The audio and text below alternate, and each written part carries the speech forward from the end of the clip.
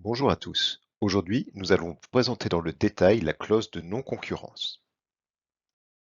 La clause de non-concurrence est une disposition contractuelle qui vise à empêcher un salarié d'exercer une activité concurrente à celle de son ancien employeur après la rupture de son contrat de travail.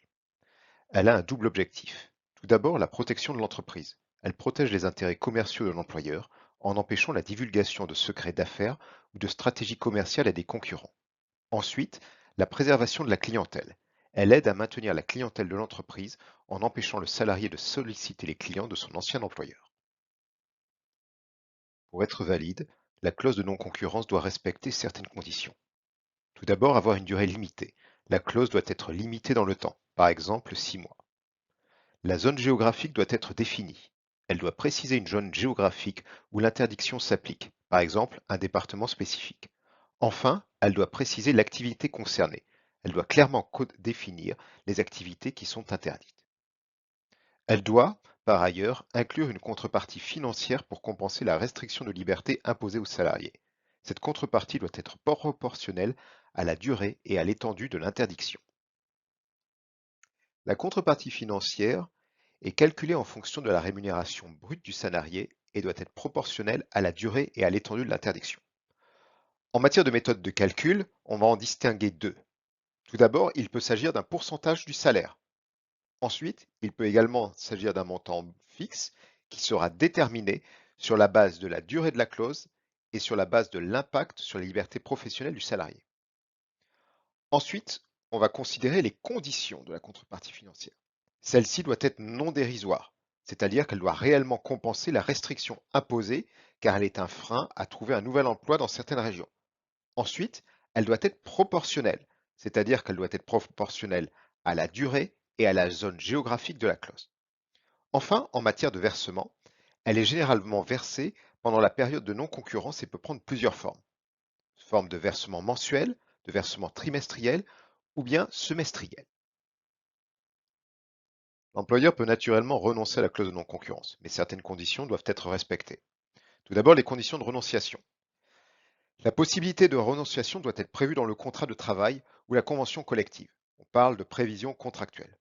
Ensuite, l'employeur doit notifier sa décision de renoncer à la clause dans un délai spécifié, souvent par lettre recommandée avec accusé de réception. On parle de notification.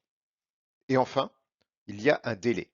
Si aucun délai n'est précisé dans le contrat, la renonciation doit généralement être effectuée au moment de la notification de la rupture du contrat.